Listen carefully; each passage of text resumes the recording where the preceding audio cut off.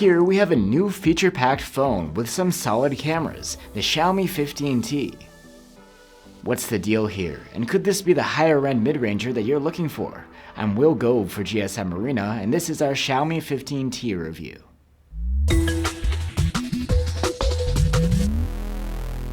The Xiaomi 15T is the lower-end model of 2025's T-Series, but it still packs plenty of nice features.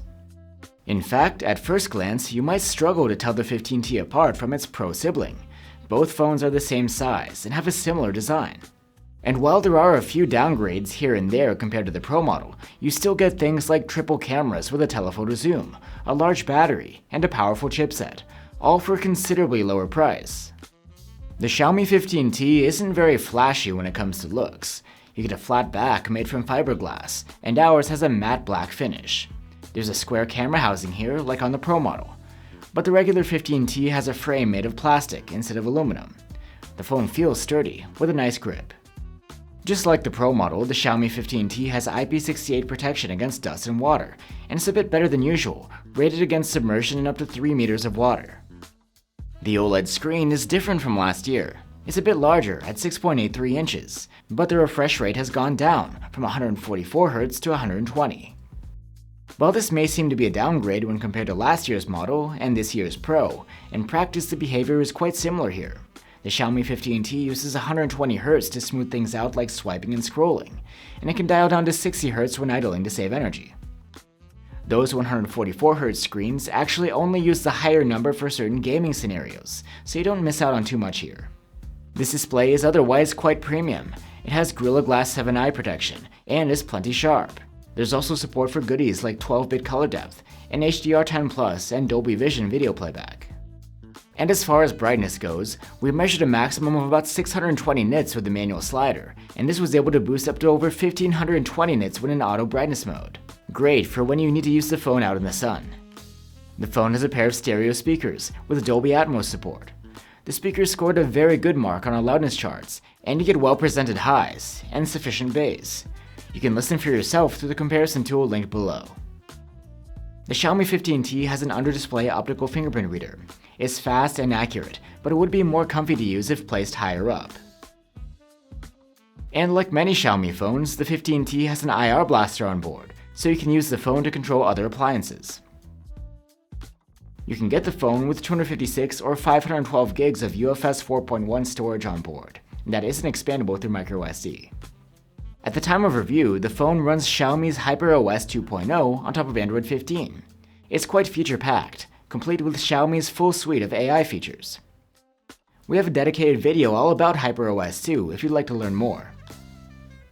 And for support, Xiaomi has promised that the 15T will get 4 major OS updates and 6 years of security patches. As far as the chipset goes, the Xiaomi 15T isn't as well equipped as the Pro model, but you'd never call it underpowered. It's running on a MediaTek Dimensity 8400 Ultra, which is still pretty powerful, and a significant upgrade from last year. In benchmarks, the Xiaomi 15T doesn't top the charts, but it still earns respectable CPU scores that are along the lines of older flagships equipped with a Snapdragon 8 Gen 3.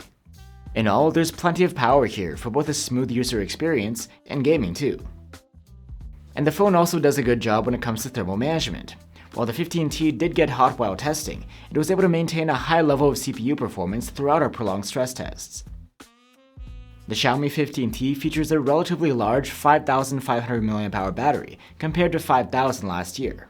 As a result of that, and just better efficiency, the battery life is way better this time around, with the 15T earning a great active use score of about 15 hours in our tests.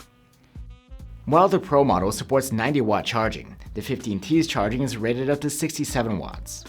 So the charging isn't as fast here, but it still isn't slow. We were able to charge the 15T from 0 to 69% in half an hour, and a full charge took 51 minutes. There is no wireless charging here, like you'd get on the Pro model. Onto the cameras. On the back, the Xiaomi 15T has a 50-megapixel main cam, a 50-megapixel 2x telephoto zoom, and a 13-megapixel ultrawide camera. It's the same as last year's model, except that Xiaomi has updated the sensors on the main and telephoto cameras. Let's start with the main cam. It captures some solid daylight photos with great detail. Even fine details like foliage and grass have a well-balanced rendition. Colors look great too. There could stand to be more contrast though, and you may occasionally get a clipped highlight here or there. Shots of people look good, with pleasant skin tones. And in portrait mode, you get good subject separation, and nice looking background blur. In low light conditions, night mode processing is applied automatically. The main cam shots come out with very good detail and well-developed shadows and highlights, with light sources kept in check. However, the night scenes we shot seem to have an extra orange tinge, which is not true to life. Now the 2x telephoto cam. It may not offer the longest reach, but its photos are very clean and detailed. They also have excellent contrast and colors. Again, dynamic range could be a bit better though. Since the Xiaomi 15T Pro can achieve 5x optical zoom with its telephoto lens, we decided to take a few 5x digital zoom shots with the non-Pro model as well, but these turned out quite soft and fuzzy. In low light, the 2x zoom camera holds its own, producing nicely detailed shots. There is a slight softness to the surfaces compared to the main camera, but it's not too severe. The Xiaomi 15T's ultrawide camera isn't bad when you consider the hardware, but its quality is a ways behind the other two rear cameras. Still, you get decently sharp photos with nice colors, and the dynamic range isn't bad. As expected, the ultrawide cam struggles somewhat at night, but it still manages to produce usable results. Dynamic range is decent, detail isn't half bad, but there is quite a bit of softness too.